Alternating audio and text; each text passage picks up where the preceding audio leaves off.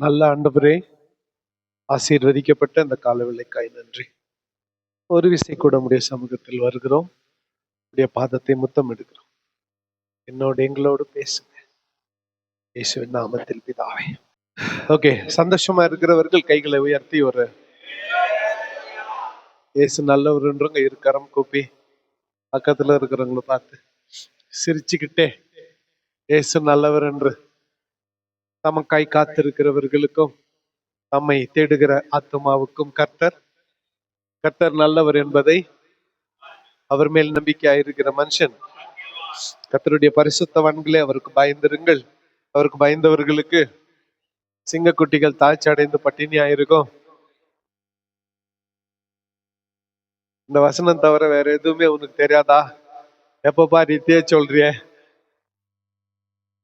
அப்படின்னு யோசிக்கிறீங்க. உன் மைண்ட் வாய்ஸ் எனக்கு கேக்குது. இத சொன்னதுனால தான் நான் நல்லா இருக்கிறேன். இதை விட நல்லது எதனா பைபிள்ல கண்டுபிடிச்சா நீங்களும் சொல்லுங்க, நீங்களும் நல்லா இருப்பீங்க. ஹல்லேலூயா, ஸ்தோத்திரம். நான் பாடத்துக்கு போறதுக்கு முன்னால கொரிந்த் கெனால் கொஞ்சம் படம் போட்டு,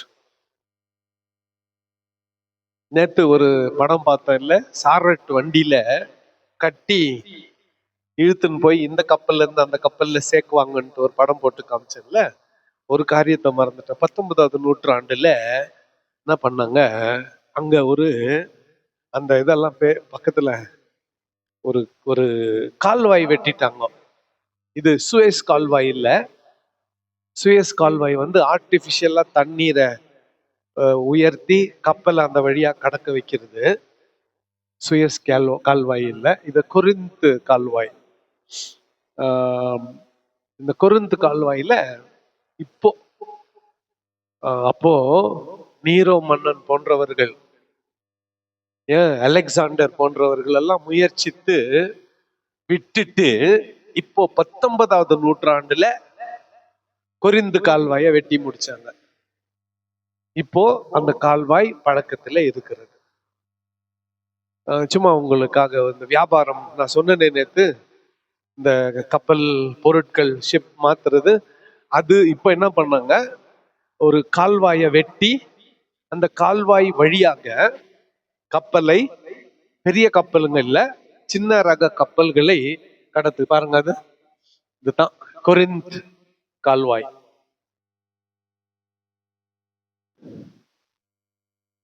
ஆறு கிலோமீட்டர் நீளமுள்ள கொரிந்த் கால்வாய்.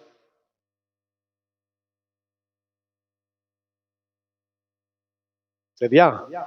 ஓகே, நம்ம ஒரு சப்ஜெக்ட்ல கை வச்சா தரோவா அதை ஸ்டடி பண்ணி அதுக்கு பின்னால் இருக்கிற எல்லாத்தையும் புரிஞ்சுக்கிட்டா சொல்லப்பட்டிருக்கிற சத்தியத்தினுடைய அர்த்தம், சாராம்சம் புரியும். இது என்ன பண்ணாங்க, இந்த சரக்கு வண்டியில இழுத்துன்னு போறது ஃபர்ஸ்ட் மனிதர்கள் அடிமைகளை வச்சு இழுத்தாங்க. அப்புறம் குதிரை, ஒட்டகம், கழுதை, மாடு இவைகளை வச்சு இழுத்தாங்க. அப்போ கால்வாய் வெட்ட நினைச்சாங்க. அவங்களால சக்சஸ்ஃபுல்லா வெட்டி முடிக்க முடியல. அப்ப அந்த டெக்னாலஜி எல்லாம் கூட குறைவா இருந்துச்சு. கடைசியா 19வது நூற்றாண்டுல இதை வெட்டி முடிச்சுட்டாங்க. இன்னைக்கும் இது பழக்கத்துல இருக்கிறது. ஆனா இப்போ சரக்குகளை ஷிஃப்ட் பண்றது இல்ல, டூரிஸ்ட் அட்ராக்ஷனா அந்த கப்பல் பார்க்குறீங்கல்ல, சரக்கு கப்பல் இல்ல, அது ஃபெராரி தானே அதுக்கு பேர், யாட், ஃபெரி யாட். ஓகே, சின்ன கப்பல் சுற்றுலா தலமாக மாறி இருக்கிறது. இந்த பின்னணியோட 1 கொரிந்தியர் 9ஆம் அதிகாரத்திற்கு திருப்பலாம். நேத்து 8 வரை தியானிச்சோம். ஞாபகம் இருக்கா? விக்கிரகங்களை படைத்ததை சாப்பிடக்கூடாதுன்னு 8ஆம் அதிகாரத்துல, விவாகரத்து பண்ணக்கூடாதுன்னு 7ஆம் அதிகாரத்துல,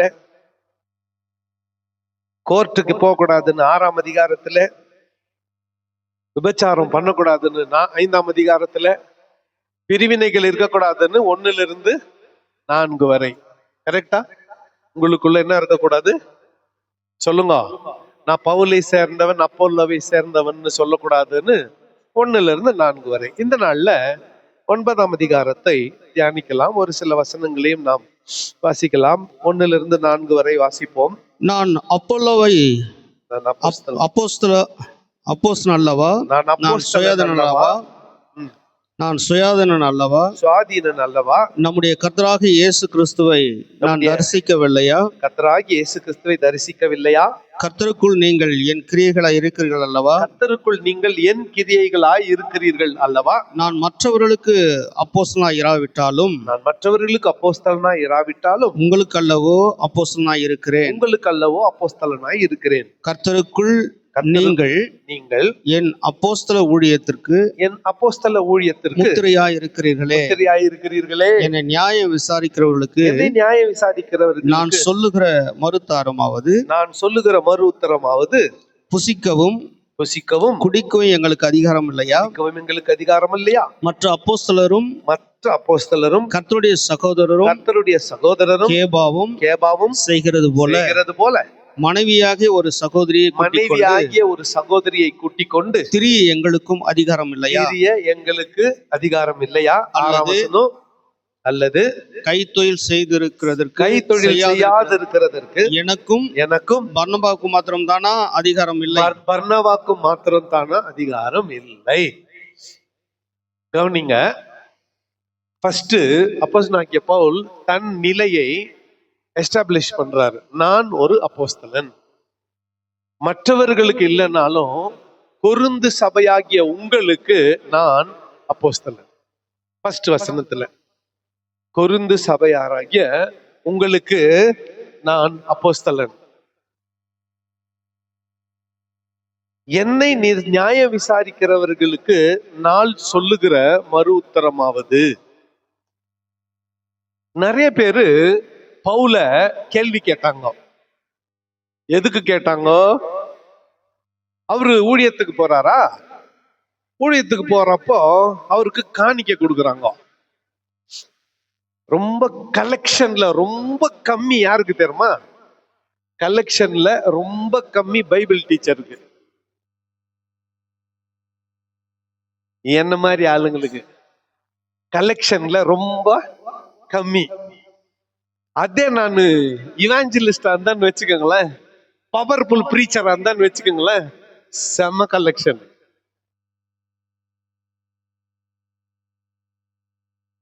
பேதுரு போனா அவரு கூட 20 பேர் போறாங்கன்னு வச்சுக்கோங்க, அவருக்கு ஃபர்ஸ்ட் கிளாஸ் கப்பல் டிக்கெட் எடுத்து கொடுக்கணும். அவர் அவங்க மனைவியோட போவாரு, குடும்பமா போவாரு. அடுத்து தங்குறதுக்கு நல்ல விடுதிய புக் பண்ணி கொடுக்கணும். திரும்பி வரப்போ நல்ல வெயிட்டா காணிக்க கொடுக்கணும். யாருக்கு? பேதுருக்கு. மற்ற அப்போஸ்தலர்களுக்கு கூட, இயேசுநாதருடைய தம்பிகளாகிய யாக்கோபு, யூதா போன்றவர்கள் கூட செம்ம காணிக்க வாங்குவாங்க. ஊழியம் போறப்ப அப்படியே ஜாலியா குடும்பத்தோட போவாங்க. நானும் பர்னபாவும் மட்டும் இஸ்லாமியன் கேம்னு ஒண்ணு இங்க நடக்குது இல்ல? எங்க? கொரிந்துல. நாங்க உட்காந்து டென்ட்டுக்கு பண்ணி அந்த டென்ட்டை எடுத்துன்னு போய் கடை தெருவுல போட்டு சந்தையில கூவி கூவி வித்து, என்னத்த நாங்க செஞ்ச அந்த டென்ட்டை கூவி கூவி வித்து அதுல வரக்கூடிய லாபத்தை எடுத்து நானே டிக்கெட் எடுக்கணும், நானே வண்டிக்கு பெட்ரோல் போட்டுக்கணும், நானே ஹோட்டல் பார்த்துக்கணும், நானே என் சாப்பாடை பார்த்துக்கணும். ஆனா வேறு சில ஊழியக்காரர்களுக்கு பிளைட் புக் பண்ணி கொடுப்பீங்க, ஏசி ரூம் புக் பண்ணி கொடுப்பீங்க, 50,000 குறையாம காணிக்க கொடுப்பீங்க. நான் வந்தா டீ கூட வாங்கி தர மாட்டீங்க. போன் பண்ணா நான் ரொம்ப பிஸியா இருக்கிறேன்னு சொல்லிடுவீங்க. ஆனா உனக்கும் 10 வேலையா நான் மூக்கு முடிக்க சோறு போடணும். யார சொல்றேன்னு புரியுதா? அவங்க உங்களுக்கு புரியும். எனக்கு மட்டும் என்ன தலையெழுத்தா? நான் உனக்கு அப்போஸ்தலன் அல்லவா? உன்னை இந்த நிலைமைக்கு நான் உருவாக்கி வச்சவன் அல்லவா? பேதுருவை விட, யோவானை விட, மற்றவங்களை விட என்ன தாண்டா நீங்க தாங்கி இருக்கணும், என்ன தானே தாங்கி இருக்கணும். சமட்டியில் அடிக்கிற மாதிரி இருக்குதா? வாங்கிக்கோ, உன்னைத்தான் சொல்றேன். டிவியில உக்காந்து பேசினுக்கிறவங்களுக்கு செக் அனுப்புவ, காணிக்க அனுப்புவ. ஏசி ரூம்ல உட்காந்து பேசுறவங்களுக்கு, மக்களோட மக்கள் ஊழியம் பண்றவனுக்கு 50 ரூபாய் போடுவேன். கீஞ்சு போயிட்டு 20 ரூபாய் போடுவேன். மாறாத 10 ரூபாய் போடுவேன். நாளைக்கு மண்ணத்தை கலெக்ட் பண்ணி என்கிட்ட காட்டுவான், இந்தா பாரு. மெய்யா உங்களுக்கு அன்போட கேட்டுக்கிறேன், நீங்க காணிக்க போடலனாலும் பரவாயில்ல, செல்லா காசை எங்க கிட்ட போடாதீங்க. உங்களுக்கு தான் சொல்றேன். எங்கோ இருக்கிறவங்கள சொல்ற மாதிரி நினைச்சுக்கின்னு பாக்குறீங்களே, உங்களுக்கு தான். இல்லைன்னா நாளைக்கு காணிக்க எடுத்துட்டு மனோ ஆண்ட்ரூஸ் ஐயா கிட்ட, சத்யராஜ் ஐயா கிட்ட, ஞானராஜ் கிட்ட, இந்த தலைவர்கள் ஒரு 5 பேர்கிட்ட குத்துட்டு அவங்களே என்ன வை, அவங்க தெத்துக்குன்னு நல்ல நோட்டு எனக்கு குத்துட்டு போட்டோம்.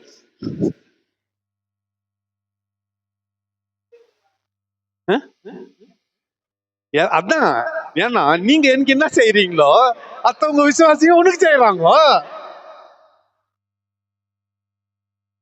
ஓகே, நல்லா தெரிஞ்சுக்குங்க. இல்ல அது மைண்ட் செட், மைண்ட் செட். அடுத்து இந்த ஃபிளைட்ல மீட்டிங் முடிச்சுட்டு போறாங்கல்ல, அவங்கள நீங்க ஒன்னும் சொல்றது இல்ல. இங்க வந்தா தான் ரசம் நல்லா இல்ல, குழம்பு நல்லா இல்ல, பொங்கல் தானா, இது போக எவ்வளவு வச்சோம், எங்க காமிச்சு எவ்வளவு வாங்கினாங்களோ, எங்க காமிச்சு எவ்வளவு வாங்கினா உனக்கு என்னான்ற நீ எவ்வளவு வாங்குறன்றத நான் கணக்கு பாக்குறேன். உன் கலெக்ஷன் கல்லாவை நான் பாத்துக்கிறேன். இன்னைக்குனா ஏன் கல்லாவை யாயா பாக்குறீங்க? நான் சொல்ல, பவுல் சொல்றாரு, என்னை குற்றம் சாட்டுகிறவர்களுக்கு, என்னை நியாயம் விசாரிக்கிறவர்களுக்கு நான் சொல்லுகிற பதில் என்னவென்றால், புசிக்கவும் குடிக்கவும் எங்களுக்கு அதிகாரம் இல்லையா? ஏன் ஸ்டார் ஹோட்டல்ல நான் சாப்பிடக்கூடாதா? சென்னைக்கு வந்தா ரோட்டோரத்துல விற்கிற 25 ரூபாய்க்கு 40 ரூபாய்க்கு 2 பேர் சரியா போயிடும். பர்ணம்பட்டில் ஒரு ஹோட்டலுக்கு இது 3 பேர் சாப்பிட்டா 70 ரூபாய். இதுதான் பிரேக்ஃபாஸ்ட்டுக்கு நான் செலவு பண்றது. குன்றத்தூருக்கு மீட்டிங்க்கு வர்றப்போ பிரேக்ஃபாஸ்ட்டுக்கு 3 பேருக்கு 70 ரூபாய். அப்ப அந்த ஹோட்டல் எப்படி இருக்கும் பாருங்க.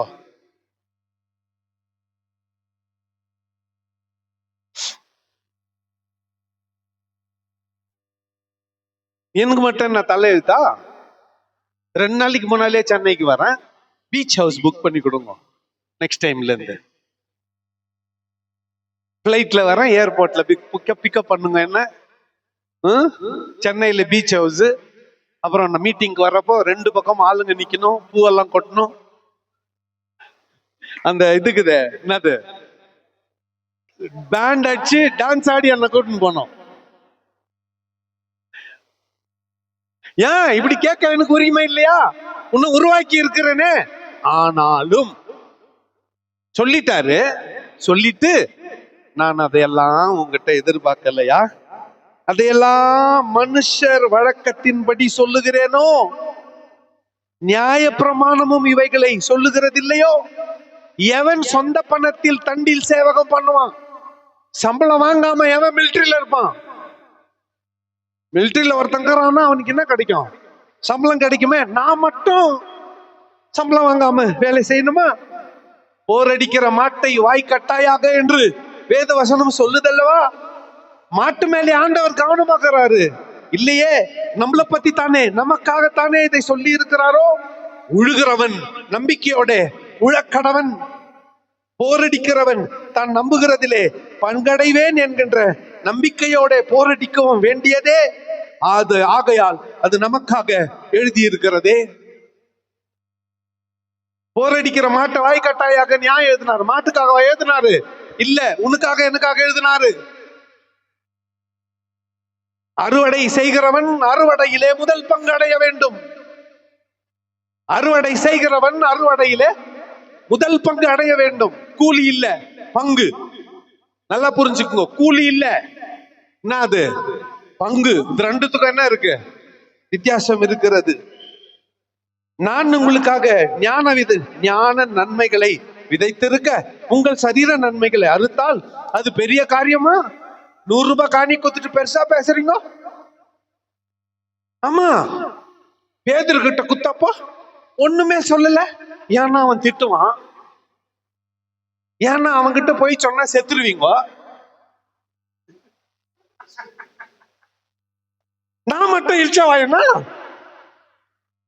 நான் மட்டும் உங்களுக்காக தேவனாகிய பிதாவுடைய கிருபையும் ஆண்டவராகிய இயேசு கிறிஸ்துவின் அன்பும்னு பேசினுப்பேன். அவன் வெட்டுவான். யாரு? பேதுரு. ஆகவே பயந்துன்னு போய் அவனுக்கு செய்வீங்க. என்ன பார்த்தா எப்படி தெரியுது? நல்லா இருக்குது இல்ல இந்த கேள்வி? இதெல்லாம் சும்மா வாய் வார்த்தைக்கு சொல்ல, மாறணும். வர மாசத்துல இருந்துங்க கல்லா ஹெவியா கட்டணும். நான் எங்க கல்லாயும் கட்டணும். ஆசாரிய ஊழியம் செய்கிறவர்கள்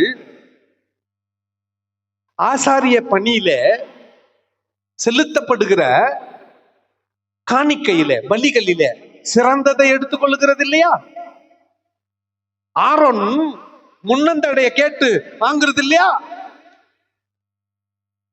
மார்கண்டத்துல ஒரு பாதியை எங்கடா குடுன்னு கேக்குறது இல்லையா? ஊன் பலி, ஊன் மாடு, அதுல முன்னந்தடியும் மார்கண்டத்தையும் ஆரோனுக்கு மட்டும் குத்துட்டு வந்த எனக்கு 100 ரூபாய் கொடுக்கறதுக்கு ஒண்ணு கஷ்டமாக்குதா? நான் சூடாக்குதா? அப்ப கூட புத்தி மட்டும் வரல.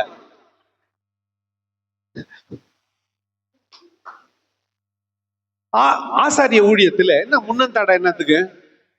அதுலயும் ஒரு இது வச்சாரு. ஒரு ஆடு நாக்கட்டும், அது மாடு நாக்கட்டும், முன்னந்தொடையில கொழுப்பு இருக்காது. டெய்ல் பாட்டுக்குது பாரு, அது ஃபுல்லா என்ன இருக்கும்? கொழுப்பு இருக்கும். நம்ம அதைத்தான் கேட்டோம் வாங்குறது. ஆண்டவர் சொல்றாரு, கொழுப்பு இதெல்லாம் எங்க போட்டுரு? நெருப்புல போட்டுருப்பா, நீ சாப்பிடாத. ஏன்னா கொழுப்பு சாப்பிட்டான்னா கொலஸ்ட்ரால் ஜாஸ்தி ஆகி சீக்கிரம் ஹார்ட் அட்டாக்ல செத்துருவ. அதனால கொழுப்பு இல்லாத முன்னத்தோடைய சாப்பிடு. கொழுப்புங்கிறத நெருப்புல போட்டு எரிச்சிருன்ட்டார் ஆண்டவர். நம்ம பேச்சு கேட்கறது இல்ல. நம்ம எத்தான் சாப்பிடுறது? சொல்லுங்க சொல்லுங்க. சுவிசேஷத்தை அறிவிக்கிறவனுக்கு சுவிசேஷத்தினாலே பிழைப்பு உண்டாக வேண்டும். இது உங்க சர்ச்சில் உங்க விசுவாசிகள் சரியாவே காணிக்க கொடுக்கறது இல்ல. ரொம்ப உன்னை ரொம்ப வருத்துறாங்க, ஏழ்மையாவே வச்சிருக்கிறாங்கன்னு வச்சுக்கோங்களேன். என்ன கூப்பிடுங்க ஒரு சர்வீஸ், ஒரு எழுப்புதல் கூட்டம் வச்சுட்டு பிரசங்கியாரா என்ன கூப்பிடுங்க, வந்து நல்லா ஊழியக்காரனுக்கு ஊழியத்துல பிழைப்பு உண்டாக வேண்டும். அந்த ஊழியக்காரனை, உங்களுக்கு வசனத்தை போதிக்கிற ஊழியக்காரனை குறைவில்லாமல் பார்த்துக்க வேண்டியது மந்தையினுடைய கடமை. ஊழியக்காரனே பிச்சைக்காரனா இருந்தா அவன் வார்த்தை யாரு நம்புவாங்க? நான் அப்படியே இப்படி மாறிடுறேன்னு வச்சுக்கோங்களேன். நீங்க கூட நான் இப்படி மாறிடுறேன். ஒரு கீஞ்சு போன பேக் ஒண்ணு இருக்குது இல்ல, சைடு பேக் ஒண்ணு, நம்மளுக்கு அடையாளமான பேக் வேணும்னே கிழிஞ்ச செருப்பு, தொல்தொல்லா பேண்ட்டு, தொல்தொல்லா ஷர்ட் போட்டுக்குன்னு வீடு சந்திக்கும். கத்தருக்கு சோத்திரமா, பிரைஸ் லார்டேம்மா, எப்படிமா இருக்கிறீங்க? ஐயா அப்படி உக்காரு, இதோ வரேன். தேடி போச்சு கீஞ்சு போன 10 ரூபாய் நோட்டு கையில வச்சுக்கின்னு கருப்பு காப்பி போட்டு எத்தனை ஐயா காப்பி குடினோன்னா நான் அத்தை பொண்ணாட்டம் வாங்கி தோத்திரம் அத்தை குடிச்சிட்டு நீ கொடுக்குற 10 ரூபாய்க்கு 2 பாட்டு பாடி 4 ஜபம் பண்ணி ஒன்னு ஆசீர்வதிச்சுட்டு வரணும். இப்படிப்பட்ட ஊழியக்காரனை விரும்புறீங்க? சரி, இப்படி நான் பிச்சைக்கார வேஷமா வீடு சந்திக்க போறேன், இல்ல சுவிசேஷத்தை சொல்ல போறேன், கர்த்தர் ஆசீர்வதிக்கிறவர் நன்மை செய்கிறவன் என்ன சொல்லலாம்? டேய் அவர் ஆசீர்வாதம், நீ ஏன்டா பிச்சைக்கார நாட்டுங்கிறன்னு கேட்க மாட்டான்? கேட்கவனா கேட்க மாட்டானா? அப்ப நான் எப்படிக்கணும்? இப்படிக்கணும், கெத்தாக்கணும். என்ன இப்படி கெத்தா வச்சுக்க வேண்டியது யாருடைய பொறுப்பு? விசுவாசிகளின் பொறுப்பு. உங்க விசுவாசிங்க வச்சுக்கலன்னா எழுப்புதல் கூட்டம் சொல்லிட்டு என்ன கூப்பிடுங்க, நான் வரேன், செஞ்சுட்டு வரேன், வச்சு சரியா போயிடலாம். நம்ம ஒரு ஊழியக்காரனுக்கு சுவிசேஷகனுக்கு சுவிசேஷத்தின் நிமித்தம் பிழைப்பு உண்டாக வேண்டும். தண்டில சேவம் பண்றவன் மட்டும் சம்பளம் வாங்குறான். எனக்கு வரணும் இல்லையா? எனக்கு வரணும் இல்லையா? சிலருக்கு இவனுக்கு மட்டும் எங்க வந்து கொட்டுது. எடே 1989 நான் கிராஜுவேட். அன்னைக்கே ஒரு வேலைக்கு போயிருந்தேன்னா இன்னைக்கு மாசத்துக்கு 3 லட்சம் ரூபாய் சம்பளம் வந்திருக்கும். 20,000 ரூபாய் வச்சு உட்காந்து இருக்க மாட்டேன். என்னுடைய சம்பளம் 20,000 ரூபாய். My salary is 20,000. அதுக்கு மேல எடுக்கிறது இல்லை. அவருக்கு தெரியும் எவ்வளவுனா வரட்டும், அது மட்டும் தான் என் சம்பளம், மிச்சம்லாம் ஊழியத்துக்கு தான். நீங்க நம்பினாலும் சரி, என்ன பொய் சொல்றேன்னு சொன்னாலும் சரி, உங்களை ஒருத்தர் பத்தி எனக்கு கவலை இல்லை. ஒருத்தரை பத்தி எனக்கு கவலை இல்லை.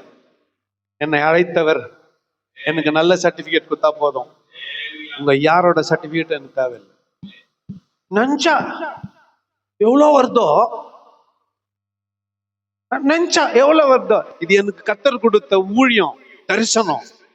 அதனால தான் இதை செஞ்சுங்கிறேன், வேற எதுக்காகவும் இல்லை. பேருக்காகவும் புகழுக்காகவும் கொட்டுறாரு. ஆமா கொட்டுறாரு, கூரைய பிச்சுன்னு தான் கொட்டுறாரு. வைக்கிறதுக்கு இடம் இல்லாத அளவுக்கு தான் கொட்டுறாரு, இல்லைன்னு சொல்ல. ஆனா இது என் ஊழியம், இட்ஸ் மை மினிஸ்ட்ரி. எனக்கு இந்த ஊழியத்தை ஆண்டவர் குத்துக்கிறாரு. பவுல் இந்த இடத்துல கோவப்பட்டாரு. அந்த வார்த்தைகள் ஷார்ப்பா போகுது, நீங்க கவனிச்சீங்கன்னா பாருங்க. 11ஆம் வசனம் படிங்க, போடுங்க. நாங்கள் உங்களுக்கு ஞான நன்மைகளை விதைத்திருக்க உங்கள் சரீர நன்மைகளை அறுத்தால் அது உனக்கு நான் பெரிய விஷயத்தை குத்தேன், சின்ன விஷயத்த நான் அறுத்தா உனக்கு பொறாமையாக்குதா? அடுத்த வசனம், மற்றவர்கள் உங்களிடத்துல இந்த அதிகாரத்தை செலுத்தினால் அவர்களிலும் நாங்கள் அதிகமாய் செலுத்தலாம் அல்லவா? அப்படி இருந்தும் கிறிஸ்துவின் சுவிசேஷத்திற்கு யாதொரு தடையும் உண்டாகாதபடி நாங்கள் இந்த அதிகாரத்தை செலுத்தாமல் எல்லா பாடுபடுகிறோம். ஓகே, கிறிஸ்துவின் சுவிசேஷத்தின் நிமித்தம் ஏன் இதை செய்யறாரு தெரியுமா பவுல்? பேதுருக்கு நீங்க எவ்வளவுனா கொடுங்க, எனக்கு கொடுக்கலனா பரவாயில்ல. மற்ற அப்போஸ்தலருக்கு எவ்வளவுனா கொடுங்க, எனக்கும் பர்னபாக்கும் கொடுக்கலனா பரவாயில்ல. இதெல்லாம் சும்மா ஒரு பேச்சுக்கு சொன்ன. நீங்க கொடுத்தாலும் பரவாயில்ல, கொடுக்கலன்னா பரவாயில்ல, என்ன நியாயம் தீர்த்தாலும் பரவாயில்ல, இவனுக்கு எவ்வளவு வருதுன்னு சொன்னாலும் பரவாயில்ல, எதுவா பண்ணாலும் பரவாயில்ல. கிறிஸ்துவின் சுவிசேஷத்திற்கு யாதொரு தடையும் வரக்கூடாதுன்னு நான் இதை செய்து கொண்டு இருக்கிறேன். அவ்வளவுதான், இவ்வளவுதான் இந்த விஷயம். அடுத்து அந்த ஊர்ல இஸ்லாமியால என்ன நடக்குதுன்னு சொன்ன சொல்லுங்க. போட்டி நடக்குதுன்னு சொன்ன. அத கனெக்ட் பண்ணி 24ஆம் 25ஆம் வசனத்துல என்ன சொல்றாரு? பந்தய சாலையில் ஓடுகிறவர் எல்லாரும் ஓடுவார்கள், ஆகிலும் ஒருவனே பந்தயத்தை பெறுவான் என்று அறியீர்களா? ஆகிலும் ஒருவனே பந்தயத்தை பெறுவான் என்று அறியீர்களா? நீங்கள் பெற்றுக்கொள்ளத்தக்கதாக ஓடுங்கள், பெற்றுக்கொள்ளத்தக்கதாக ஓடுங்கள். பந்தயத்திற்கு போராடுகிற யாவரும் எல்லாவற்றிலையும் இச்சை அடக்கமாய் இருப்பார்கள். அவர்கள் அழிவுள்ள கிரீடத்தை பெறும்படி செய்கிறார்கள். அப்படி செய்கிறார்கள். நாமோ கிரீடத்தை பெறும்படிக்கு. அந்த லாஸ்ட் வாக்கியம் எல்லாம் சேர்ந்து வாசிக்கலாம். நாமோ அழிவில்லாத கிரீடத்தை பெறும்படிக்கு அப்படி செய்கிறோம். கைத்தட்டி ஆண்டவருக்கு ஒரு காணிக்கை செலுத்துங்க ஜோரா. தூங்குற சகோதர சகோதரிகள் எல்லாம் விழித்துக் கொள்ளும்படி நம்முடைய கைத்தட்டல் ஜோராய் இருக்கட்டும்.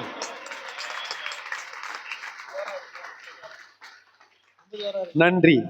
கைத்தட்டதுக்காக இல்ல, பக்கத்துல இருக்கிறவங்கள எழுப்புனதற்காக நன்றி நன்றி என்று நன்றியை தெரிவித்துக் கொண்டு, பந்தயத்துக்கு போராடுகிற யாவரும் எல்லாவற்றிலேயும் இச்சை அடக்கமாய் இருப்பார்கள். இஸ்லாமியன் கேம்ல ஜெயிக்கிறவங்களுக்கு அலரி செடியினுடைய கிரீடத்தை வச்சு அவங்களுக்கு கொடுப்பாங்க.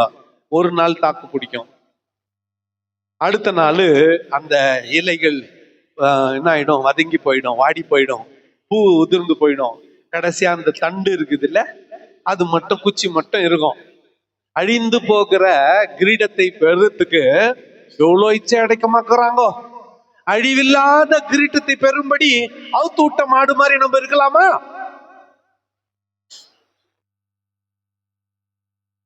அதான் கேட்கிறாரு. அப்படி இருக்கக்கூடாதே.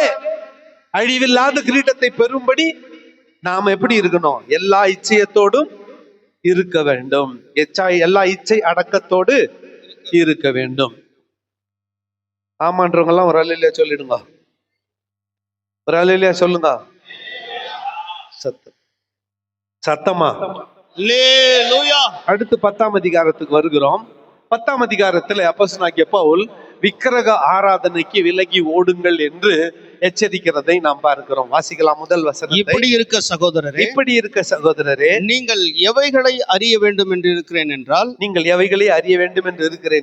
நம்முடைய பிதாக்கள் எல்லாரும் மேகத்துக்கு கீழே இருந்தார்கள்.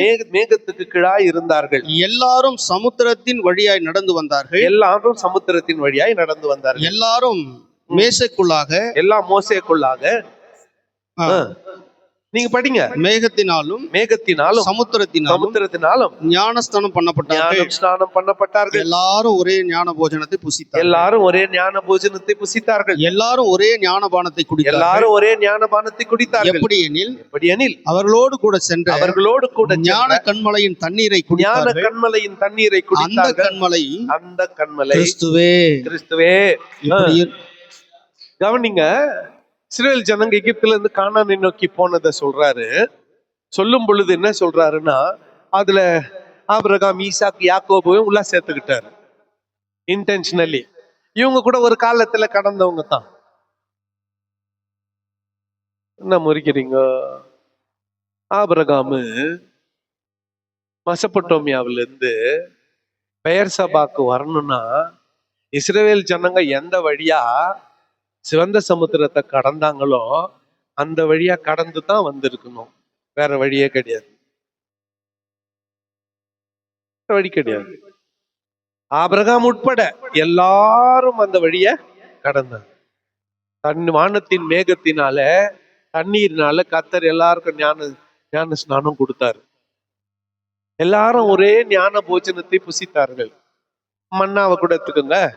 எல்லாம் ஒரே ஞான பாலை பருகினார்கள். முக்கியமா அவங்க கூடவே ஒரு கன்மலை பயணித்தது. தண்ணீர் தாகமாய் இருக்கும் பொழுது, தண்ணீர் இல்லாம விடாய்த்து இருக்கும் போது கர்த்தர் மோசேயை பார்த்து அந்த கன்மலையை போட்டு அடினாரு. அடிச்சான், தண்ணி பீறிட்டு வந்துச்சு, குடிச்சாங்க.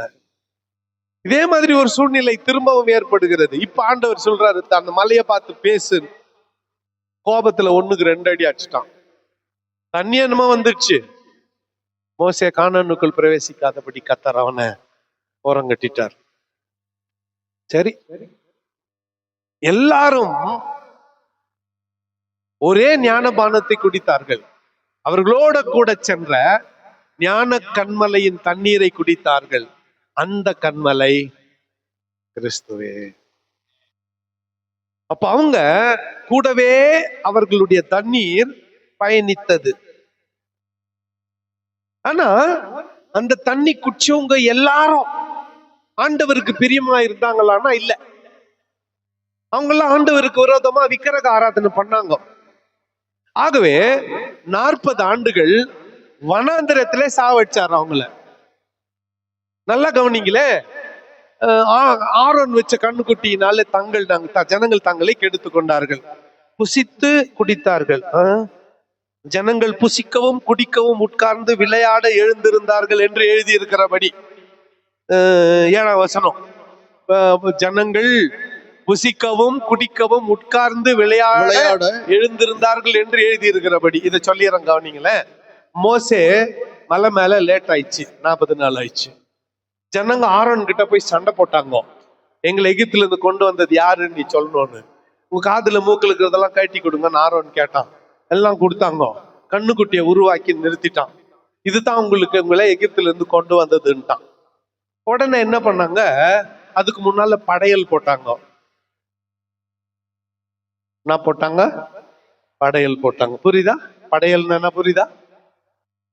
நெக்ஸ்ட் இவங்க first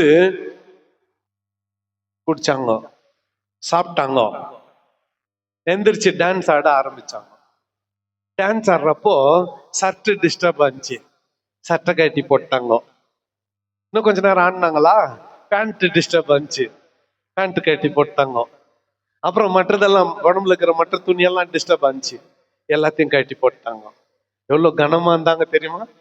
how respectful they are, you know. எவ்வளவு மரியாதைக்குரியவர்களா இருந்தாங்க தெரியுமா? வந்தான் மோசே மேல இருந்து கீழே இறங்கி வந்தான். யோசுவா அனுபவம் இல்ல, ஜெயதுனி கேட்கிறது. மோசே சொன்னா அது ஜெயதோனியம் இல்ல, அபஜெயதோனி. ஜனங்க தங்களுக்கு எடுத்துக்கிட்டாங்க, வா வேலை நிறைய இருக்குதுன்னு போனோம். நடந்து தெரியும்ல. ஆண்டவர் சொன்னார், வழி விடு, ஒரே மனிதனை அழிப்பது போல இவர்களை அழித்து விடுவேன். ஜஸ்ட் வழி விடு, ஆனா உன்னை பெரிய ஜாதியாக்கு. மோசே சொன்ன, ஆண்டவரே நீர் ஆபிரகாமின் தேவனும் ஈசாக்கின் தேவனும் யாக்கோபின் தேவனுமாயிருக்கிறேன். அவர்கள் தேவனாகிய கர்த்தர் எகிப்தில் பிரேத குழி இல்லை என்றா வனாங்கத்திரத்திலே கொன்று போட அவர்களை கொண்டு வந்தார் என்று உங்களை உண்மை குறித்து குறைவாய் சொல்லுவார்கள். அதுக்கு இடம் கொடுக்காதீங்க. என் பேரை ஜீவ புஸ்தகத்துல கிறுக்கி போடுங்க, அவங்கள மன்னிச்சிருங்க ஆண்டவரே. ஆண்டவர் என்ன சொன்னார்? டேய், நீ எப்படியாப்பட்ட ஆளுன்னு எனக்கு தெரியும். என்ன, எல்லாரையும் ஒன்னா அழிச்சா நீ விட மாட்ட, ஒவ்வொரு செங்கலா எடுக்கிறேன்டா, ஒன்னொன்னையும் தனித்தனியா கட்டிடுறேன். நான் மறைக்கிறீங்க. 40 வருஷம் வனாந்திரத்துல சுத்த விட்டாரு. எவெல்லாம் கண்ணுக்குட்டிய வணங்கினான், முரட்டாட்டம் பண்ணா, அத்தனை பேரும் வனாந்திரத்துல செத்து மடிஞ்சானுங்க. தனித்தனியா தூக்கிட்டாரு. எல்லாரும் ஒன்னா தூக்கினா தானே நீ தடை பண்ணுவ. மோசே முன்னால ஒருத்தரை அடக்கம் பண்ணவே முடியாது. டக்குன்னு வந்து என்ன பண்ணிடுவான், ஆண்டவரே ஏறணுவான், அவர் நிறுத்திடணும், இல்லைன்னா ஆண்டவர்கிட்ட சண்டை போடுவான்.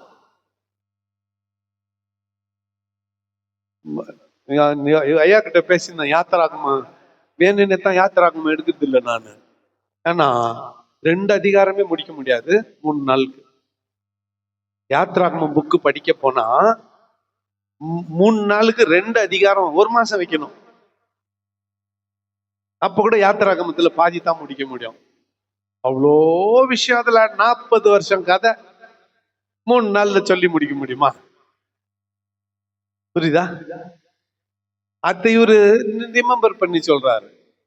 அப்ப ஏசுநாதர் கண்மலை தண்ணி குடிச்சவன் எல்லாம் பிரியமா இல்ல, பிரியமானவனை மட்டும் கானானுக்குள் பிரவேசிக்க வச்சாரு. மற்றவங்களெல்லாம் வழியிலேயே பிரேத குழிய நியமிச்சிட்டாரு, வழியிலே நியமிச்சிட்டாரு.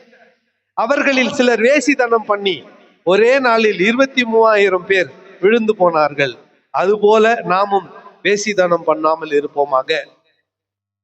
சிலர் கிறிஸ்துவை பரீட்சை பார்த்து பாம்புகளால் அழிக்கப்பட்டார்கள். அதுபோல நாமும் கிறிஸ்துவை பரீட்சை பாராதிருப்போமாக. சிலர் முறுமுறுத்து சங்காரக்காரனாலே அழிக்கப்பட்டார்கள். அதுபோல நீங்களும் முறுமுறுக்காது இருப்பீர்கள். எல்லாம் 3 சம்பவத்தை சொல்றார். கொள்ளிவாய் சர்பம், சங்கார தூதன், அதாவது 14,700 பேர் செத்தாங்க பார் மோசேக்கு விரோதமா பேசிட்டு. ஆரோன் தூப கலசத்துக்குன்னு ஓடி போய் செத்தவர்களுக்கும் உயிரோடு இருக்கிறவங்க சென்டர்ல நின்னானே, அத்தை சொல்றாரு. கொள்ளிவாய் சர்பம், வெண்கல சர்பத்தை தூக்கி பிடிச்சவன் அதை பாக்குறவன் பழைக்குவான்னு சொன்னாரு. இந்த 3 சம்பவத்தை நினைப்பூட்டுகிறார். நினைப்பூட்டி அவங்கள மாதிரி செஞ்சா நம்மளும் அழிஞ்சு போயிடுவோம், விக்கிரக ஆராதனை நாம செய்யக்கூடாது.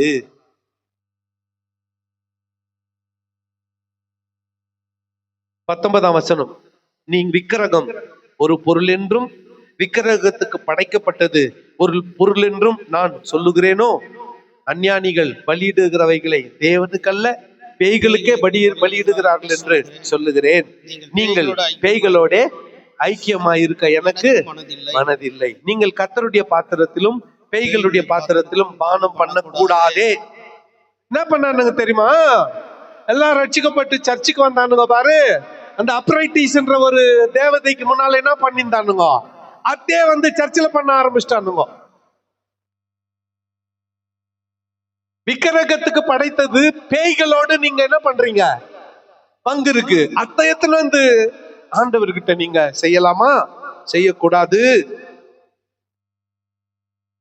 21ஆம் வசனத்துல நீங்கள் கர்த்தருடைய பந்தியிலும் கர்த்தருடைய பாத்திரத்திலும் பாத்திரத்திலும் பேய்களுடைய பாத்திரத்திலும் பேய்களுடைய பாத்திரத்திலும் பானம் பண்ணக்கூடாதே. தானம் பண்ணக்கூடாதே. நீங்கள் கர்த்தருடைய போஜனத்திற்கும் நீங்கள் கர்த்தருடைய போஜனத்துக்கும் பேய்களுடைய போஜனத்திற்கும் பேய்களுடைய போஜன பந்திக்கும் பங்குள்ளவர்களா இருக்கக்கூடாதே. பங்குள்ளவர்களாய் இருக்கக்கூடாதே. நாம் கர்த்தருக்கு எரிச்சலை மூட்டலாமா? நாம் கர்த்தருக்கு எரிச்சலை மூட்டலாமா? அவரிலும் நாம் பலவான்களா? அவரிலும் நாம் பலவான்களா? 23ஆம் வசனம் திரும்பி எல்லாம் சேர்ந்து வாசிக்கலாம். எல்லாவற்றையும் அனுபவிக்க எனக்கு அதிகாரம் உண்டு, ஆகலும் எல்லாம் தகுதியாயிராது. எல்லாவற்றையும் அனுபவிக்க எனக்கு அதிகாரம் உண்டு, ஆகலும் எல்லாம் பக்தி விருத்தியை உண்டாக்காது. புரிஞ்சிச்சா? நேத்து கேள்விக்கு இன்னைக்கு பதில் புரிஞ்சிச்சா ஐயா? எல்லாவற்றையும் அனுபவிக்கலாம், ஆனா அது எனக்கு தகுதியா இருக்காது. 26ஆம் வசனத்துல அதுக்கு முன்னால 25ஆம் வசனம் வாசிங்க. கடைசியில விற்கப்படுகிற கடையிலே விற்கப்படுகிற எதையும் வாங்கி பூசியுங்கள். மனசாட்சி நிமித்தம் ஒன்றையும் விசாரிக்க வேண்டியது இல்லை. பூமியும் அதன் நிறைவும் கர்த்தருடையது. கடைக்காரன் பூஜை போட்டான்னு நீ கவலைப்படாத. காசு கொடுத்து வாங்கின பிறகு அது பொருள் ஆயிடுச்சு. கடத்தருவில் விற்கிற எதையாவது காசு கொடுத்து வாங்குங்க. காரணம் என்னன்னா பூமியும் அது நிறைவும் சொல்லுங்க கர்த்தருடையது. ஓகே, இப்போ நேத்தே இதை பத்தி நான் சொல்லிட்டேன். 27ல இருந்து நேத்தே சொல்லிட்டேன். அவிசுவாசிகளில் ஒருவன் உன்னை விருந்துக்கு அழைக்கும் போது போக உங்களுக்கு மனது இருந்தால் மனசாட்சி நிமித்தம் ஒன்றையும் விசாரியாமல் உங்கள் முன் வைக்கப்படுகிற எதையும் புசியுங்கள். உங்க ஃப்ரெண்டு பொங்கலுக்கு வீட்டுக்கு கூப்பிட்டா எத்தையும் மனசுல வைக்காத, என்ன பண்ணு, சாப்பிடு, ஒன்னும் பிரச்சனை இல்லை.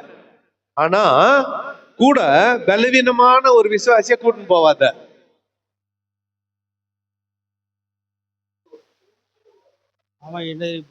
புரிஞ்சுச்சா? அந்த விக்கிரகத்துக்கு படைக்கப்பட்டதை குறித்து.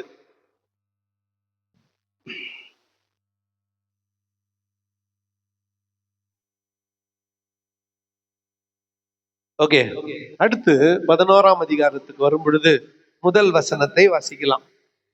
நான் கிறிஸ்துவை பின்பற்றுகிறது போல நீங்கள் என்னை பின்பற்றுகிறவர்களாயிருங்கள். போதும். என்ன தைரியம் இருக்கு?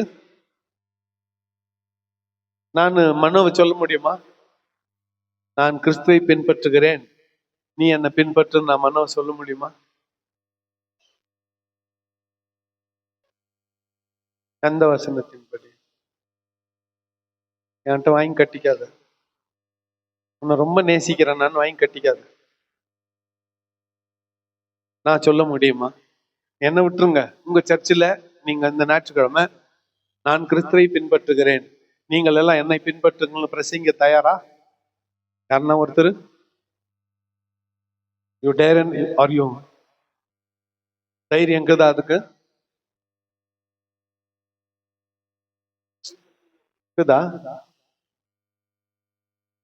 உங்க சர்ச்சில் அந்த இவரு போறாரு, அவங்க சர்ச்சில் இல்ல. வெள்ளிக்கிழமை போறிய, அந்த சர்ச்சில் இல்ல. உன் பொண்டாட்டி உன் பிள்ளைங்கெல்லாம் உக்காடுறாங்களே அந்த சர்ச்சில், உன் அயோக்கிய தனமெல்லாம் தெரிஞ்சுக்கிறாங்களே ஆடியன்ஸு, அந்த சர்ச்சில் இந்த வார்த்தைய பிரசங்கம் பண்ணுவ? வெக்கம் இல்லாதவன் நீன்னு அர்த்தம். வெக்கம் கட்டவன் பொய்யன்னு அர்த்தம். நான் பண்ண மாட்டேன், எனக்கு அந்த தகுதி. மிகப்பெரிய கேள்வி இது. பவுல் எப்படி இதை சொல்லலாம்? தியாலஜிக்கல் சர்க்கிள்ல மிக டிபேட்டுக்கான ஒரு வசனம் இது. நான் கிறிஸ்துவை பின்பற்றுகிறது போல நீங்கள் என்னை பின்பற்றுங்கள். அதுக்கு சிறந்ததொரு விளக்கம் சவுத் ஆப்பிரிக்கால டாக்டர் பிரான்ஸ் என்றவர் கொடுத்தார். இதை எந்த விஷயத்துல சொல்லலாம்னா, 10ஆம் அதிகாரத்துல எதை பத்தி பேசுறாரோ அதை பத்தி 11ஆம் அதிகாரம் முதல் வசனத்துல சொல்லி இருக்கிறார். 10ஆம் அதிகாரத்துல எதை பத்தி பேசினாரு?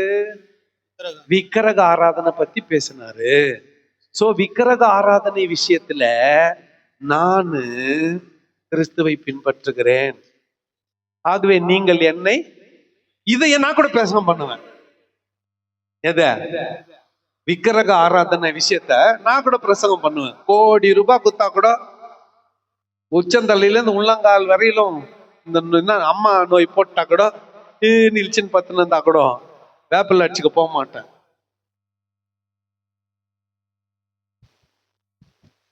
புரியுதா? போக மாட்டேன்.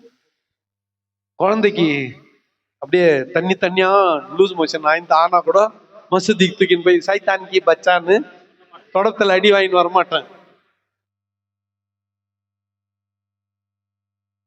நாள் பார்க்க மாட்டேன், குறி கேட்க மாட்டேன், சாஸ்திரம் பார்க்க கைய நீட்ட மாட்டேன், நல்ல நாள் கெட்ட நாள் பார்க்க மாட்டேன், வளர்ப்பிறை தேய்ப்பிறை பார்க்க மாட்டேன். என்னைக்கு எல்லாரும் பிரியோ அன்னைக்கு கல்யாணம், என்னைக்கு நான் ஃப்ரீயோ அன்னைக்கு கல்யாணம். அதெல்லாம் நம்ம கிட்ட வரவே கூடாது. நான் என்னைக்கு ஃப்ரீயோ அன்னைக்கு கல்யாணம். ஏன்னா தாலி கொடுக்குறவன் நான். புரிஞ்சுச்சா? நீ என்ன 10ல இருந்து 11 போட்டியானா நான் 11க்கு தான் வருவேன். யமகண்டம் ஸ்டார்ட் ஆகுது. ஆகவே அதுக்கு முன்னால என்னன்னா நடு இடம் யமகண்டத்துல தான் வந்து நிற்பேன். சாவு எடுக்கிறதுக்கு சொல்லுவாங்க. ஐயா அதுல ஞாயிற்றுக்கிழமை சாவு எடுக்கணும்னா ஐயா 4:30 to 6 ராவு காலம், அதுக்கு முன்னால எத்தணும். சரி 4:45 எத்தா ஏஞ்சி வந்துருவானா? வந்தா நல்லுத்தானே. 4:45 சாவு எத்தா என்ன ஆகும் சொல்லு? என்ன ஆகும்?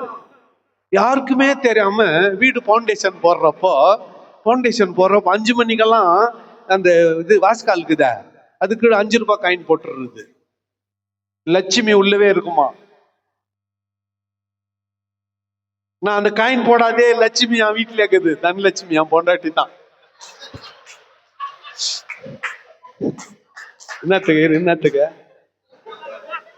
என்னத்துக்கு தட்டின நீ சொல்லு. நல்லா வாஸ்கால்ல கீழே எல்லாரும் வரத்துக்கு முன்னால எவ்வளவு போட்டுடணும்? ஒரு காயினை போட்டுடணும். 3 மணிக்கு ஐக்கியம் வளர்த்துடணும். யாருக்கும் தெரியாம நடுராத்துல மாட்டை கூட்டின்னு அந்த வீட்டுல காமிச்சிட்டு போயிடணும். அப்புறம் 6 மணிக்கு பாஸ்டர் வரணும். அப்புறம் 9 மணிக்கு பாஸ்டர் வரணும். 10ல இருந்து 11:30க்குள்ளாக. என்ன மாதிரி திமிர் பிச்சம் யாருமே கிடையாது. அப்படி நீ நோட்டீஸ்ல போட்டேன்னா நான் 12க்கு தான் வருவேன். அதுவும் ஏன் சர்ச்சை ஆளுங்க, நான் 10 ஊழியக்காரன் இல்ல கெஸ்ட்டுங்க யாருன்னா உக்காந்துரு. அத்தனை பேரை நான் வரல கம்முன்னு உக்காந்துக்கணும். ஆரம்ப ஜபம் பண்றேங்கன்ற நீ அவனா ஏஞ்சிக்கணும். செம கேள்வி கேட்பேன். நான்ற ஆசாரியர் இந்த வீட்டுக்கு மோடி நோக்கார நீ கெஸ்ட் சும்மா உட்கார். நானே ஜபம் குத்தா பண்ணு இல்லைன்னா ஒருத்தர் பாஸ்டர் எங்க வீட்டு ஓப்பன்னு நான் லேட்டா போறேன் எல்லாம் வந்துட்டு இருக்கிறாங்க. ஒரு ஏஞ்சாரு வா பாஸ்டர்னாரு. என் வீட்டுல என்ன வர இருக்கிறேன்னு கேட்டேன். You are inviting me in my house.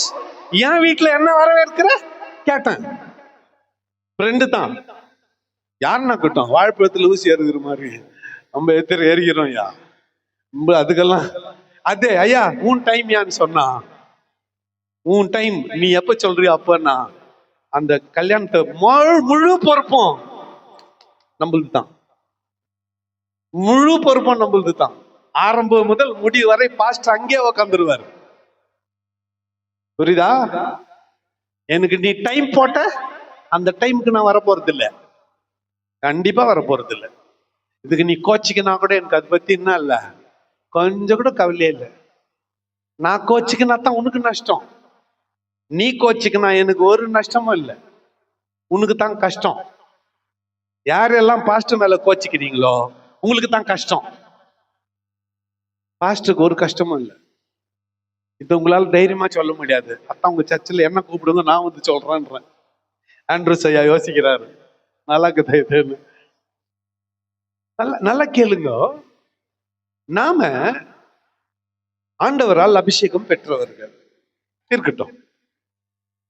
விக்கிரக ஆராதனைக்கு தலை வணங்க கூடாது. நம்ம பிள்ளைங்களுக்கு ஜாதக பொருத்தம் பார்த்துட்டு மாப்பிள்ளையும் பொண்ணையும் பார்க்க கூடாது. 4 நட்சத்திரம் பார்க்க கூடாது. ஜோசியம் பார்க்க கூடாது. கிளி ஜோசியம் பார்க்க கூடாது.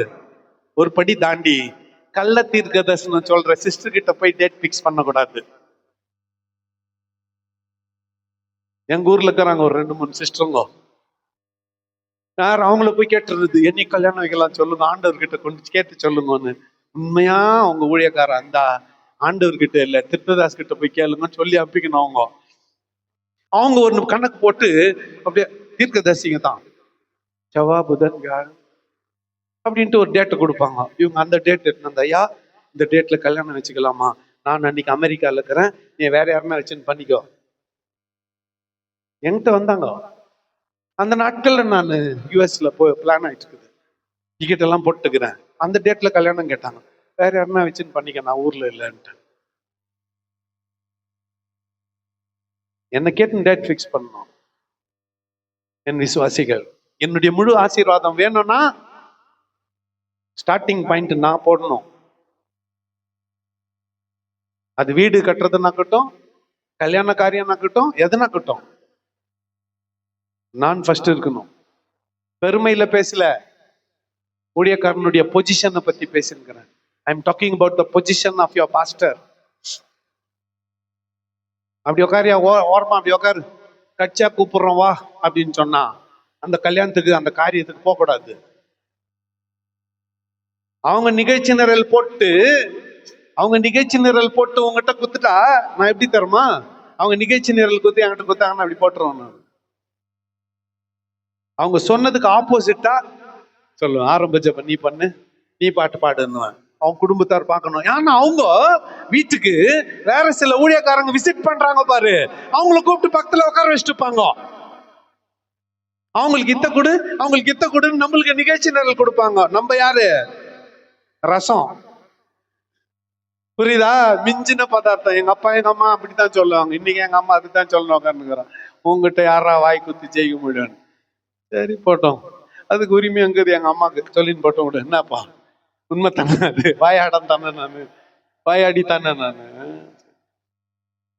நம்ம பொசிஷனை யாருக்கிட்டையும் எந்த நிலைமையிலையும் ஊழியக்காரன் என்ன பண்ணக்கூடாது, விட்டு கொடு. அதுல குறிப்பா விக்கிரக ஆராதனைக்கு தலை வணங்கவே கூடாது, பயப்படவே கூடாது. ராத்திரி 12 மணி 1 மணி 2 மணி வெளியே போறதுக்கு எத்தனை ஊழியக்காருக்கு பயம்? பேய் பிடிச்சுக்குமான்னு பயம். யாருக்கு? பாஸ்டருங்களுக்கு. பாஸ்டருங்களை பேய் பிடிக்குதுன்னா உங்களை நான் என்னன்னு சொல்றது? சொல்லுங்க, உங்களை நான் என்னன்னு சொல்றது? லூசிபரியன் புள்ளிங்களே சொல்லணும்.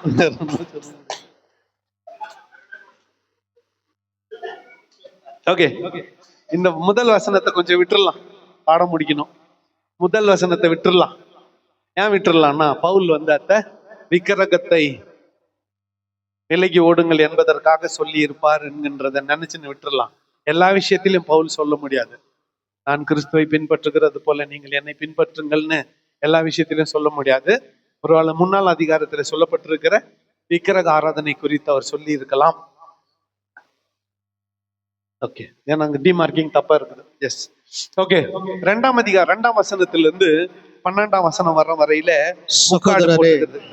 நீங்கள் எல்லாவற்றிலும் என்னை நினைத்து கொண்டு நான் உங்களுக்கு ஒப்புவித்தபடி நீங்கள் கட்டளைகளை கை கொண்டு வருகிறது நிமித்தம் உங்களை புகழ்கிறேன். ஒவ்வொரு புருஷனுக்கும் கிறிஸ்து தலையா இருக்கிறார் என்றும், ஸ்திரீக்கும் புருஷன் தலையா இருக்கிறார் என்றும், கிறிஸ்துவுக்கு தேவன் தலையா இருக்கிறார் என்றும் நீங்கள் அறிய வேண்டும் என்று விரும்புகிறேன். ஜபம் பண்ணுகிற போதாவது, தீர்க்க தரிசனம் சொல்லுகிறதா போதாவது, தன் தலையை கொண்டிருக்கிற எந்த புருஷனும் தன் தலையை கனவீனப்படுத்துகிறான். ஜபம் பண்ணுகிற போதாவது, தீர்க்க தரிசனம் சொல்லுகிற போதாவது, தன் தலையை மூடிக்கொள்ளாத இருக்கிற எந்த ஸ்திரீயும் தன் தலையை கனவீனப்படுத்துகிறாள். அது அவளுக்கு தலை சிரைக்கப்பட்டது போல் இருக்குமே. ஸ்திரீயானவள் முக்காடிட்டு கொள்ளாவிட்டால் தலைமயிரையும் கத்தரித்து போட கடவுள். தலைமயிர் கத்தரிக்கப்படுகிறதும் சிரைக்கப்படுகிறதும் ஸ்திரீக்கு வெட்கமானால் முக்காடிட்டு கொண்டிருக்க கடவுள். புருஷனானவன் தேவனுடைய சாயலும் மகிமையா இருக்கிறபடியால் தன் தலையை மூடிக்கொள்ள வேண்டுவதில்லை. ஸ்திரீயானவள் புருஷனுடைய மகிமையா இருக்கிறாள். புருஷன் ஸ்திரீயிலிருந்து தோன்றினவன் அல்ல, ஸ்திரீயே புருஷனிலிருந்து தோன்றினவள். புருஷன் ஸ்திரீக்காக சிருஷ்டிக்கப்பட்டவள் அல்ல, ஸ்திரீயே புருஷனுக்காக சிருஷ்டிக்கப்பட்டவள். ஆகையால் தூதர்கள் நிமித்தம் ஸ்திரீயானவள் தலையின் மேல் முக்காடிட்டு கொள்ள வேண்டும். ஆகிலும் கர்த்தருக்குள் ஸ்திரீ இல்லாமல் புருஷனும் இல்லை, புருஷன் இல்லாமல் ஸ்திரீயும் இல்லை. 12ஆம் வசனம் எல்லாம் சேர்ந்து, ஸ்திரீயானவள் புருஷனிலிருந்து தோன்றுகிறது போல புருஷனும் ஸ்திரீயினால் தோன்றுகிறான். சகலமும் தேவனால் உண்டாயிருக்கிறது. 15 வரை சேர்த்து வாசித்துடலாம். ஸ்திரீயானவள் தேவனை நோக்கி ஜெபம் பண்ணுகையில் தன் தலையை மூடிக்கொள்ளாமல் இருக்கிறது லட்சணமாய் இருக்குமோ என்று உங்களுக்குள்ளே நிதானித்துக் கொள்ளுங்கள். புருஷன் மயிரை நீளமாய் வளர்க்கிறது அவனுக்கு கனவீனமாய் இருக்கிறது என்றும், ஸ்திரீ தன் மயிரை நீளமாய் வளர்க்கிறது அவளுக்கு மகிமையாய் இருக்கிறது என்றும் சுபாவமே உங்களுக்கு போதிக்கிறது இல்லையா? தலைமயிர் அவளுக்கு முக்காடாக கொடுக்கப்பட்டிருக்கிறதே.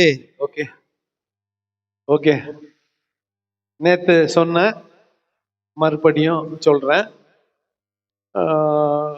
நான் சின்ன பிள்ளையா இருக்கிறப்போ பிலடெல்பியா சர்ச்சில் வளர்ந்தேன். ஃபேன் எல்லாம் கட் பண்ணுங்க, லைட்ஸ் கூட இதுங்களை விட்டுருங்க, விட்டுறதெல்லாம் ஓகே.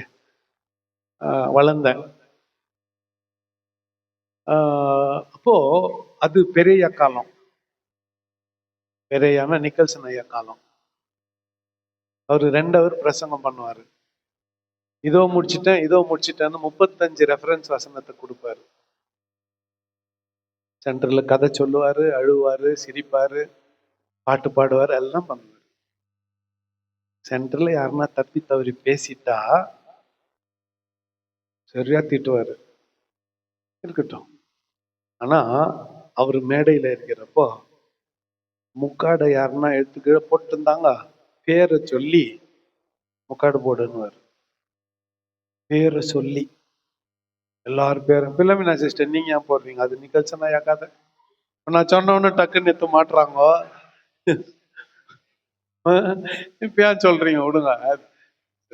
இங்க இருக்கிற சூழ்நிலை, நேத்து நீங்க எல்லாம் வரல, இங்க இருக்கிறவங்களுக்கு யாருக்கும் இது பொருந்தாது. ஏன் முக்காடு போட்டாங்கன்னு நான் நேத்தும் சொன்னேன், இன்னைக்கும் சொல்றேன். முக்காடு போட்டா நல்லது. முக்காடு போட்டா சிலர் அத்தை அடிமைத்தனமா நினைக்கிறீங்க, அதனால முக்காடு போடுறது இல்லை. இதுதான் உண்மை. பீப்புள் ஆர் ப்ரௌட்ஃபுல் போட மாட்டாங்க. யார் ரொம்ப நான் படிச்சுட்டு இருக்கிறேன்னு நினைக்கிறாங்களோ அவங்க போட மாட்டாங்க. இல்ல சர்ச்சுனா முக்காடு போட்டுன்னு இருக்கணும்ன்றது நம்முடைய பண்பாடுன்னு அவங்க போட்டுக்குவாங்க. சபை ஒழுங்கு கடைபிடித்தல். சரி, முக்காடு விஷயத்துக்கு வரலாம். இந்த இந்த குருந்து சபையில பெரும்பாலான பெண்கள், கொஞ்சம் பேரு, பெரும்பாலான சொல்ல முடியாது, சில பெண்கள் விபச்சார தொழிலிலிருந்து ரட்சிக்கப்பட்டவர்கள்.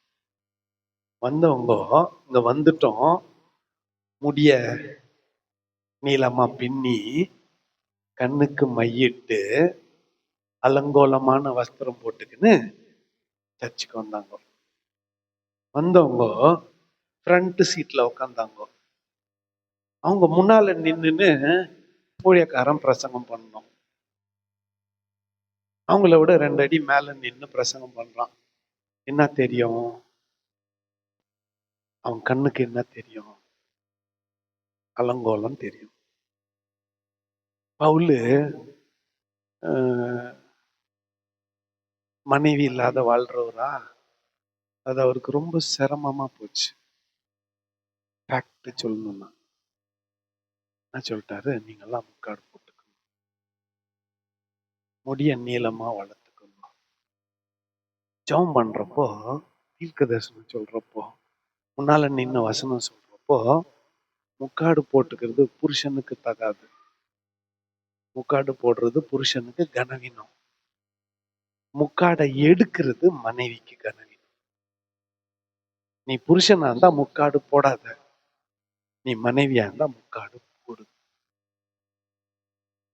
நெக்ஸ்ட், நீ மனைவியா இருந்தா நீளமா முடி வளரு, கிராஃப் வெட்டிக்காத. நீ புருஷனா இருந்தா நீளமா முடி வளர்க்காத. எங்களுக்கு அந்த பிரச்சனையே இல்லைன்னு 2 ஐயாங்க சொல்றாங்க. நீளமா முடி என்ன பண்ணாத, வளர்த்து ஜோட்டி போட்டுக்காத. யாருக்கு? நீளமா முடி வளர்க்கிறது ஆணுக்கு அவ லட்சணம். முடிய நீளமா வளர்க்காம கிராஃப் வெட்டிக்கிறது பெண்ணுக்கு. இதெல்லாம் நான் சட்டமா சொல்லல, இது என்ன சபை ஒழுங்கு, அதை கடைபிடி. சபை ஒழுங்க என்ன பண்ணு, கடைபிடி. ரைட். இவங்க குறிப்பா இந்த பின்னணி நேத்தே சொன்ன, இன்னைக்கும் கொஞ்சம் அது டச் பண்ண. இவங்க அந்த அந்த பின்னணியில வந்ததுனால நீங்க ஒண்ணு அதெல்லாம் மறந்துட்டு பழைய வாழ்க்கைய மறந்துட்டு புது வாழ்க்கையில நீ இருந்தாலும் உன்னை பாக்குறவங்க சரியில்லையே. அவெல்லாம் எப்படிப்பட்டவனாக்குறான், குடிகாரனாக்குறானே. நான் உங்களுக்கு ஒப்புவித்ததை கர்த்தரிடத்தில் பெற்றுக்கொண்டேன். என்னவெனில் கர்த்தராகிய இயேசு தாம் காட்டி கொடுக்கப்பட்ட ராத்திரியிலே அப்பத்தை எடுத்து ஸ்தோத்திரம் பண்ணி. ஏன் இதை சொல்ல வர்றாருன்னா, திருவிருந்துல பாஸ்டர் கொஞ்சோண்டு திராட்சை ரசம் குத்தாரு. அது ஏற்கனவே எல்லாம் குடிக்காரனுங்களா, கொஞ்சோண்டு குடிச்சவொன்னு அது எட்டல. என்ன பண்ணாங்க, நீங்கள் ஓரிடத்தில் கூடி வரும் பொழுது அவன் தன் தன் சொந்த போஜனத்தை முந்தி சாப்பிடுகிறான். ஒருவன் பசியாயிருக்கிறான், ஒருவன் வெறியாயிருக்கிறான். 20ஆம் வசனம். இப்படி செய்கிறது கர்த்தருடைய ராபோஜனம் பண்ணுகிறது அல்லவே. புசிக்கிறதற்கும் குடிக்கிறதற்கும் உங்களுக்கு வீடுகள் இல்லையா? தேவனுடைய சபையை அசட்டை பண்ணி இல்லாதவர்களை வெட்கப்படுத்துகிறீர்களே. உங்களுக்கு நான் என்ன சொல்லுவேன்? இதை குறித்து உங்களை புகழ்வேனோ? புகழேன். I will not appreciate you. ஒரு சர்ச்சில் அவங்க சாப்பாடு எத்தனை வாங்கன்னு சொல்லி விட்டீங்கன்னு வச்சுக்கோங்களேன், பணக்காரன் பிரியாணி கபாப் செஞ்சு எத்தனை வருவான், ஏழைப்பட்டவங்களுக்கு எத்தனை நேரம் ஒண்ணுமே இருக்காது. பணக்காரங்க எல்லாம் ரவுண்டு கட்டின்னு உட்காந்து சேர்ஸ் தண்ணி வச்சுட்டு சாப்பிடுவாங்க. ஏழைப்பட்டவங்க உட்காந்து கை கட்டின்னு பார்க்கணுமா? பிரசங்க ஆயினுக்குது டிப்பனை திறந்துட்டான் ஒருத்தன். பிரசங்க ஆயினுக்குது டிப்பனை திறந்துட்டான், கட்டு சோற திறந்துட்டான். இன்னொருத்தன் பிரசங்க ஆயினுக்குது பாட்டில் ஓபன் பண்ணிட்டான். பிரசங்க ஆயினுக்குது பாட்டு இதுல ஊத்துறான், கோலையில ஊத்துறான். பிரசங்க ஆயினுக்குது குச்சினே கேட்கறான். எங்க சர்ச்சில் எப்படி இருக்கும் சீனு? எடுக்க வேணா ஜாட்டிய. ஏசுநாதர் தேவாலயத்தை சுத்திகரிக்க பெத்தாரு ஜாட்டிய, அந்த மாதிரி எடுத்து சபையை சுத்திகரிக்க வேணா, எடுத்தாரு கையில. குடிக்காரன் எல்லாம் கெட் அவுட். அவன் போய் அவன் வீட்டுல போய் குடிங்கடா. பெருந்தினி காரணங்கள்லாம் போங்க. இதுக்கு அதுக்கு இது இடமில்ல. இது கர்த்தருடைய சமூகம். நான் உங்களுக்கு ஒப்புவித்ததை கர்த்தரிடத்தில் பெற்றுக்கொண்டேன். அன்னைக்கு ராத்திரி ஏசுநாதர் என்ன பண்ணாரு? அப்பத்தை கொடுத்தாரு. என் சரீரம் வாங்கி புசியுங்கள் சொன்னார். ஸ்தோத்திரம் பண்ணின பின்பு அவர் அந்தபடியே பாத்திரத்தையும் எடுத்து, இந்த பாத்திரம் என் ரத்தத்தினாலாகிய புதிய உடன்படிக்கையா இருக்கிறது, இதில் பானம் பண்ணும் பொழுதெல்லாம் என்னை நினைவு கூறும்படி இதை செய்யுங்கள் என்றார். திருவிருந்துக்கு அர்த்தத்தை சொன்னார். வேற எந்த சபைக்கும் சொன்னதில்லை. இந்த சபைக்கு ஏன் சொன்னாரு? எல்லாரும் தேவ சமூகத்தை அசுசிப்படுத்தினார்கள். சர்ச்சில் வந்து பார்ட்டி பண்ணாங்க. புரியுதா? பார்ட்டி பண்ணாங்க சர்ச்சில். புரிஞ்சுச்சா? புரியலையா? பார்ட்டினா புரியுதா? அதான் புரியுதா? அது பண்ணாங்க சர்ச்சில். அதனால்தான் இந்த சபைக்கு இதை எழுதினார். திருவிருந்து அதுக்கானது அல்லப்பா.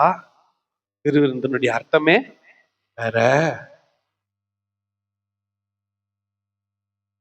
ஓகே, திருவிருந்து தமிழ் மொழியில சொல்லணும்னா சமபந்தி போஜனம். சொல்லுங்க, சமபந்தி. இப்போ சிலர் என் மேல கோச்சிக்கிறாங்க. என்னத்துக்கு 2வது கப்பு பாயசம் கேட்டா கொடுக்கல, கறி ஒரே துண்டு போட்டாங்க, இன்னொரு துண்டு கேட்டா இல்லைன்ட்டாரு. நீ கேட்ட இடம் தப்பு, நீ கேட்ட நேரம் தப்பு. 100 பேரையும் சமமா நான் பார்க்கணும்.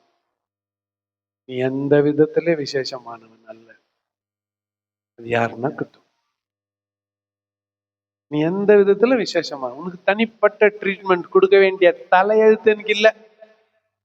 நீ என் ஊழியத்தையே தாங்குற ஆளா இருந்தா கூட சரி, வெள்ளைக்காரனா இருந்தா கூட சரி, யாருன்னா கட்டும்.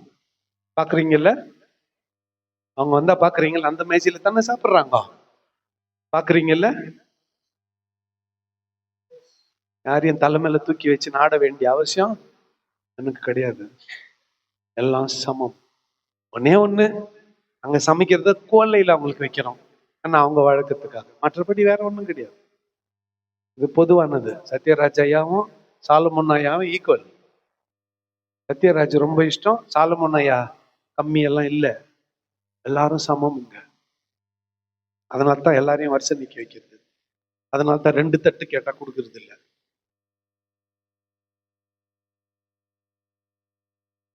ஏன் ஸ்பெஷலா ட்ரீட் பண்ணாருன்னு அவங்கள மட்டும் பாஸ்டர் ஸ்பெஷலா ட்ரீட் பண்ணாருன்னு என்னை பத்தி போய் 4 பேருக்கு சொல்லுவேன். அப்படிப்பட்ட இடத்துக்கு நம்ம போகக்கூடாதுன்னு 40 பேர் நின்றுடுவாங்க. தேவையா? எனக்கு தேவையா? இருக்கிறத சமமா அனைவரும் பகிர்ந்து கொள்ளலாம். பகிர்ந்து கொள்ளலாம். Let us share whatever God has given us. ஆண்டவர் நமக்கு என்ன கொடுத்துக்கிறாரோ அதை என்ன பண்ணிக்கலாம்? ஷேர் பண்ணிக்கலாம். கான்செப்ட் அவ்வளவுதான். மேலான ஒருத்தன் இல்லை, கீழான ஒருத்தன் இல்லை. ஸ்பெஷல் ட்ரீட்மெண்ட் எனக்கு கொடுக்கலன்னா ஒண்ணுக்கு இல்லை, யாருக்குமே கொடுக்க முடியாது. ஓப்பனா என் காதுல விடும்படியா என் பொண்டாட்டி சொல்லுவான், இந்த 3 நாள் நீ என்னை கண்டுக்கவே மாட்டேன். ஆமா, 3 நாள் எனக்கு லீவ் கொடுத்துருன்னு. நான் உன்னை கண்டுக்குன்னு இருந்தா ஊழியத்தை யார் பண்றது? இந்த 3 நாள்ல என் காதுல எத்தியம் போடாது. இந்த 3 நாள்ல எந்த பிரச்சனையும் பேசாது. நான் சாப்பிட்டேன்னா சாப்பிடலன்னாலும் கேட்கலன்னாலும் சொல்லாது. கேட்க மாட்டேன். சாப்பிட்ட உடனே நான் போயிடுவேன். இங்க யாரும் ஸ்பெஷல் இல்லை, யாரும் ஸ்பெஷல் இல்லாதவங்களும் இல்லை. Nobody is important and nobody is unimportant. Everybody is equal. கர்த்தருக்கு சொல்லி கொடுத்தது, பவுல் கொரிந்து சபைக்கு எழுதுனது. புரிஞ்சுச்சா? புரிஞ்சுச்சா? கோவமாக்குறீங்களா? கோவமாக்குறீங்களா? கொஞ்சம் சட்னி ஊத்துனா ஊத்துல, ஃபர்ஸ்ட் ரவுண்ட் எல்லாருக்கும் வரட்டும், அப்புறம் வந்து ஊத்திக்கும். நீயே எல்லாத்தையும் குடிச்சிட்டு போட்டா பொண்ணால 4 பேருக்கு இல்லையா? அதுக்கு தான் சொல்றேன், ஃபர்ஸ்ட் ரவுண்ட் எல்லாருக்கும் வரட்டும். இன்னைக்கு ஒருத்தர் 9 மணிக்கு வந்தாரு, அவர் குடுக்கறதுக்கு ஐட்டம் இல்லை. பக்கமா போச்சு எனக்கு. ஐயா, 4ல இருந்து சரியா 8:30 மணிக்கு எங்க வந்துருங்க சாப்பாட்டுக்கு. இது ஒழுங்குமுறை சபைக்குள்ள கொண்டு வரப்பட வேண்டியது. எங்க இருக்குது? எங்க இருக்குது? கொரிந்தியர்ல. வேற எந்த சபைக்கும் இல்லாம திருவிருந்தை குறித்து கர்த்தர் கொரிந்து சபைக்கு மட்டும் ஏன் பவுல் எழுதினாரு? இப்ப அர்த்தம் புரிஞ்சிச்சா? இப்ப காரணம் புரிஞ்சிச்சா இல்லையா? புரிஞ்சிச்சா இல்லையா? டீ குடிக்க போலாம், 11 மணிக்கு திரும்பி வருவோம்.